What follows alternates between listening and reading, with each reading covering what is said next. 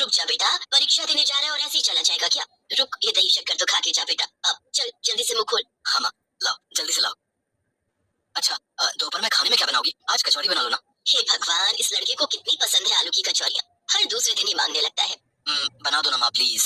हाँ हाँ ठीक है बना दूंगी। जब तेरी शादी हो जाएगी ना तब देखूंगी तेरी बीवी तुझे कितनी कचौरियाँ खिलाती है। हाँ हाँ देख लेना, रोज बनवाऊंगा मैं उससे आलू की कचौरियाँ। और देखना माँ, वो आपसे भी अच्छी कचौरियाँ बनाकर खिलाएगी मुझे। मुझसे भी अच्छी? तू रुक, अभी बताती हूँ तुझे। सुनैना ने जैसे ही हाथ में झाड़ू उठाई, राम हंसता हुआ वहां से भाग गया। उसे भागता देख सुनैना भी जोर जोर से हंसने लगी। तभी घर के अंदर कुर्सी पर बैठे सुनैना के पति ने कहा, तुम्हारा हिसाब भी ना मुझे समझ नहीं आता सुनैना। उसका एग्जाम है, एक तरफ तो उसे दही शक्कर खिला रही हो और फिर झाड़ू से पीटने को भी दौड़ पड़ी। आप अपना अखबार चाटो, ये माँ बेटे का मामला है, हमारे बीच बोलने की जरूरत नहीं है आपको। लो जी, ये भी अच्छा है। चलो फिर हम भी देखेंगे कि हमारे बहू के हाथ की कचौड़ियाँ बाद में कैसी होंगी। हाँ तो ठीक है ना, आज दोपहर में आपको भी कचौरी नहीं मिलेगी। अब सीधे अपनी बहू के हाथों से बनी कचौरियाँ ही खाना। अब तो मैं कचौरियाँ बनाऊंगी और बस खुद ही खाऊंगी। अरे सुनैना, सुनो तो सही, मैं मजाक कर रहा था। तुम तो बुरा ही मान गई। तुम ही बताओ, तुमसे अच्छी कचौड़ियाँ बना सकता है भला कोई है? हाँ हाँ ठीक है, अब ज्यादा मक्खन लगाने की जरूरत नहीं, मिल जाएंगी कचौरियाँ। हटिए, मुझे अब रसोई की सफाई करनी है। साफ तो है रसोई, अब इसमें और क्या सफाई करोगी? रसोई घर का मंदिर होती है, अन्न मिलता है यहाँ से, इसीलिए रसोई में जरा सी भी गंदगी नहीं होनी चाहिए, समझे ना? ठीक है अन्नपूर्णा माता, करो अपनी सफाई, हमें तो बस कचौड़ी जरूर खिला देना, ठीक है ना?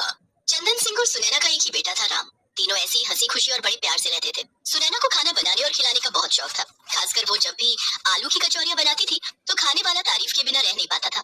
सुनैना को जितना खाना खिलाने और खाना बनाने का शौक था, उतना ही शौक उसे अपनी रसोई को साफ रखने का भी था। मजाल थी कि रसोई में एक धूल का कण भी नजर आ जाए। उधर कॉलेज में, hi Ram. Hi Sophia, how are you? I am good, so ready for exams. Ram जिस कॉलेज में पढ़ता था वहीं सोफिया भी पढ़ाई कर रही थी। सोफिया अमेरिका की रहने वाली थी। उसके पिता जेम्स एक साल पहले ही दिल्ली आकर बस गए थे। यहाँ उनका एक बड़ा बिजनेस था। सोफिया अपने पिता के साथ ही रहती थी, इसीलिए उसकी पढ़ाई भी अब यहीं हो रही थी। राम जहाँ पढ़ाई में हमेशा अव्वल आता था तो सोफिया बस एक एवरेज स्टूडेंट थी, लेकिन फिर भी दोनों हमेशा एक दूसरे के साथ ही दिखते थे। दोनों में अच्छी दोस्ती हो गई थी और कॉलेज की पढ़ाई के साथ ये दोस्ती कब प्यार में बदल गई दोनों को पता ही नहीं चला। कॉलेज खत्म होते ही राम को एक प्राइवेट कंपनी में अच्छी जॉब मिल गई और फिर। माँ पापा इधर आइए ना, आप दोनों से कुछ बात करनी है। हाँ बोलना बेटा। वो मेरे कॉलेज में एक लड़की है, वो बहुत ही प्यारी है, सुंदर है, मैं उससे शादी करना चाहता हूँ माँ। अरे वाह, ये तो बड़ी खुशी की बात है बेटा, तुम इतना हिचकिचा क्यों रहे हो? खुलकर बताओ। चलो जल्दी से उसके घर वालों के बारे में बताओ ताकि हम बात आगे बढ़ा सकें। नहीं वो क्या कर रहा है? अच्छा नाम तो बता लड़की का। माँ वो उसका नाम है सोफिया, सोफिया एंडरसन। है? ये कैसा नाम है? और क्या जात और गोत्र कौन सा है लड़की का? अरे जात पात छोड़ो, वो कह रहा है कि लड़की अंग्रेज है। हे भगवान, कितनी मुश्किलों से हजारों क्रांतिकारियों ने अपनी जान की कुर्बानी देकर हमें अंग्रेजों से आजादी दिलाई, और ये उन्हीं की बेटी को अपने घर लाना चाहता है ताकि वो हम सब पर राज कर सके। अरे नास पीटे नालायक कहीं के, भूल गया अंग्रेजों ने कितने जुल्म किए थे हम लोगों पर।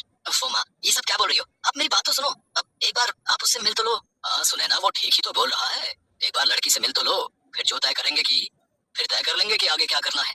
आप चुप रहो जी, अंग्रेजों की हिमायती कहीं के। लो अभी कुछ हुआ है नहीं और हमें अंग्रेजों का हिमायती भी बता दिया। माँ पापा वो सोफिया बाहर ही खड़ी है, उसे अंदर ले आओ क्या? अरे तू कुछ पागल है क्या है? इतनी धूप में बेचारी को बाहर खड़ा करके आ गया, जा जल्दी अंदर लेकर आओ उसे। राम तुरंत सोफिया को बुलाने चला गया। नमस्ते आंटी जी।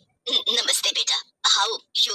गुड आंटी जी, मुझे हिंदी बोलना आता है। शुक्र है भगवान का, वरना तुम्हारी माँ की अंग्रेजी तो अंग्रेजों को भी समझ में ना आए। चुप करो आप। राम अपने पापा को सोफिया के बारे में बताने लगा और उधर सुनैना सोफिया को अपना घर दिखाने लगी। और इसी दौरान जब सुनैना सोफिया को अपनी रसोई में लेकर गई तब, अरे रुको बेटा, अब अपने जूते बाहर उतार दो। ओके आंटी जी। क्या है ना बेटा जी, हमारे घर में रसोई में जूते पहनकर नहीं आते हैं। काफी देर तक राम, चंदन सिंह और सोफिया बातें करते रहे। तब तक खाने का वक्त हो गया और सुनैना सबके लिए आलू की कचौरियां बनाकर लाई। खाना खाने के बाद राम सोफिया को छोड़ने चला गया। फिर रास्ते में, सोफिया कचौरियाँ कैसी लगी तुम्हें? Good good. सोफिया को कचौरियां बिल्कुल पसंद नहीं आई थी। उसने तो बस राम का मन रखने के लिए ऐसा कह दिया था। सच तो ये था कि उसे ऑयली खाना बिल्कुल पसंद नहीं था। हालांकि वो बर्गर, पिज्जा, नूडल्स वगैरह बड़ी चाव से खाती थी क्योंकि वो हमेशा से ही ऐसा खाना खाती आई थी। राम की जिद के आगे सुनैना और चंदन सिंह ने उसकी शादी सोफिया से करा दी और सोफिया के डैड को तो इस शादी से कभी कोई प्रॉब्लम थी नहीं। तो इस तरह सोफिया अब राम के घर बहू बनकर आ गई। लेकिन दो अलग अलग संस्कृतियों का मिलन होना जरा मुश्किल था। सोफिया, कहाँ हो तुम? मैं यहाँ हूँ माता जी। बेटा तुम ना मुझे मम्मी कह दिया करो, क्या है ना, माटा सुनने में आटा जैसा लगता है। और मैं भी तुम्हें आज से सोफिया नहीं सिया कहूंगी। तुम्हें पता है माता सीता का एक नाम सिया भी था और तुम भी तो राम की पत्नी हो, तो इस हिसाब से भी ये नाम तुम्हारे लिए बिल्कुल ठीक है। ठीक है माता जी। ओ सॉरी मम्मी।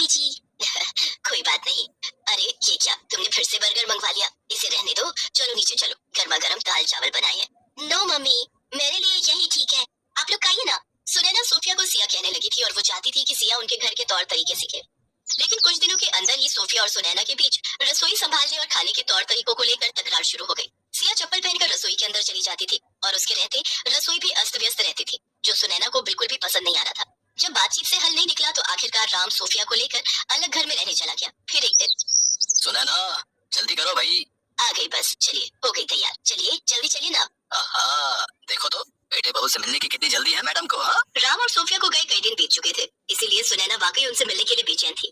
वो उनसे मिलने उनके फ्लैट गई। फिर जब वो सिया की रसोई में गई तो वहाँ का नजारा देखकर तो उसका सिर ही चकरा गया। अब सिया बेटा, ज्यादा वक्त नहीं लगता है, देखो मैं तुम्हें करके दिखाती हूँ। बस 10 मिनट में रसोई कैसे चमका देती हूँ तुम्हारी। डोंट वरी मम्मी जी, यहाँ जो जैसा है सब ठीक है। सुनैना दुखी होकर वहाँ से चली गई। फिर एक दिन वही हुआ जिसका सुनैना को डर था। सोफिया की तबीयत बिगड़ गई। वो खांसी जुकाम और उल्टी से परेशान थी। सुनैना और चंदन सिंह जब राम के घर गए तो देखा कि राम की सेहत भी बहुत ठीक नहीं थी। ये सब देखकर सुनैना ने फैसला किया कि वो कुछ दिन वहीं रहेगी और सब कुछ ठीक होने के बाद ही लौटेगी। उसने अपने पुराने देसी नुस्खों का इस्तेमाल किया। वो हर रोज सोफिया और राम के लिए काढ़ा बनाती, उन्हें अपने हाथों से बना भारतीय और ताजा खाना बनाकर खिलाती, साथ ही घर की रसोई को भी बहुत साफ सुथरा रखती। इस वक्त वाकई राम और सोफिया की सेहत में बहुत ही जल्दी सुधार आने लगा। Mummy ji, thank you so much, आपने ही मुझे ठीक किया है। मैं मान गई, आपकी किचन और आपके नुस्खों को जो डॉक्टर्स नहीं कर पाए वो आपके काढ़े, घी और मक्खन ने कर दिखाया। मुझे अपनी गलती का एहसास हो गया है। प्लीज मुझे माफ कर दीजिए और हमारे साथ यही रहिए ना प्लीज। सोफिया की आंखों में आंसू थे। सोफिया को ऐसे देखकर सुनैना का दिल पिघल गया। उसने राम और सोफिया की बात मान ली और फिर उसी शाम खाने की मेज पर। हाँ तो तैयार हो पिज्जा या फिर बर्गर खाने के लिए? नो पापा, आज लंच में आलू की कचौरी है, टेस्ट करिए ना। आहा, वाह क्या बात है। अरे भाई मजा ही आ गया सुनैना। लो भाई, तुम्हारा तो घर में कंपटीशन खड़ा हो गया भाई, हैं? नो पापा जी, ये कचौरी बनाना तो मम्मी जी ने मुझे सिखाया है एंड रियली मुझे इन्हें बनाकर बहुत मजा आया। सोफिया की इस बात पर सभी सुनैना की तरफ देखने लगे, जो अपनी आंखों के आंसुओं को छुपाते हुए कचौरियों का स्वाद लेने में बिजी थे।